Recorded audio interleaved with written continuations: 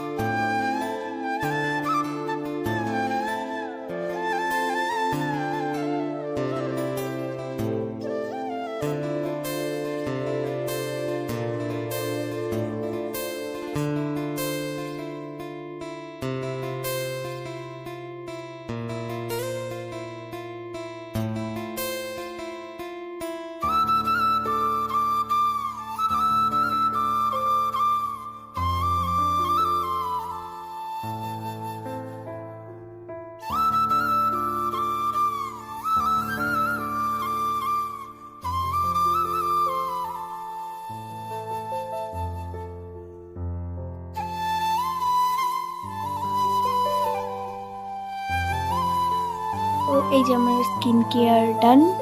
এখন আমি একটুখানি ফটো তুলে নিই। তারপরে এই যে আমার গপলু সোনাকে আমি আবার স্নান করে দিলাম। আজকে খুব গরম পড়ছিল, তাই জন্য একটুখানি গপলু সোনাকে প্যাক লাগাই দিয়ে একটু স্নান করাই দিলাম।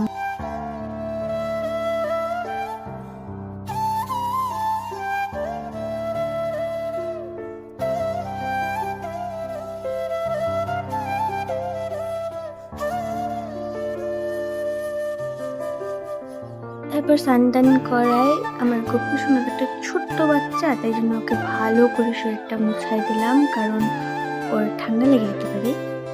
তারপর শরীরটা মুছাই দিয়ে তারপরে এই যে ড্রেস পরে দিলাম।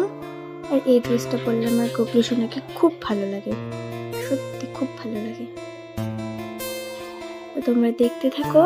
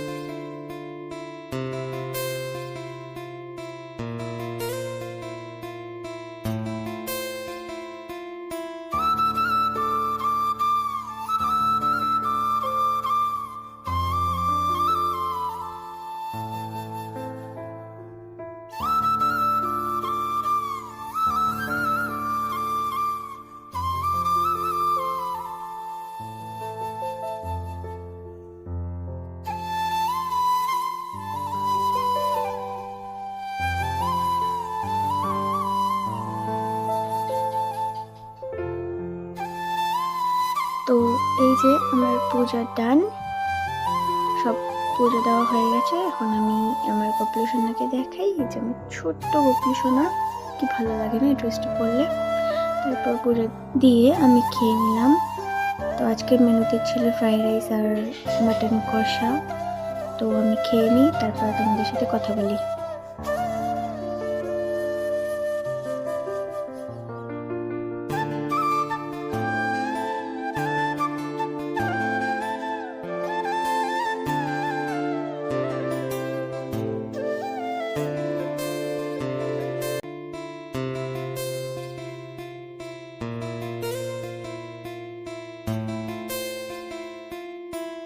তারপর খাওয়া দাওয়ার পর আমি ঘুমায় পড়ছিলাম। দুপুরবেলায় ঘুমাই, সন্ধ্যাবেলায় ঘুম থেকে উঠছি। যাই হোক, গোটা বিকাল আমি ঘুম থেকে উঠিনি। তারপরে যে আমি আমার বুনু একটুখানি ঢং মেরে নিই। তারপরে আমি যে কফি বানিয়েছিলাম, তো কফিটা খেয়ে আমার যেহেতু পেট ভরে নাই, তাই জন্য আমি আবার ম্যাগি বানাইছিলাম। ম্যাগিটা খাইয়ে আমার পেটটা ভরছে, তারপর আমি আর ব্লগ করিনি। তারপরে এই যে আমি আবার ডিনার করলাম রাত্রে। ডিনার করে এই যে আমার গপলুকে আমার মা সয়াবিন দিয়ে দিয়েছিল, এটা দেখালাম। তারপরে এই যে আমি, তো আমাকে তো তোমরা সবাই চেনো, তো আমার যেহেতু ব্লগ, তাই আমাকে দেখানোটা ম্যান্ডেটারি, তা আমাকে দেখে নাও। তো আজকের মতো tata, bye bye, good night.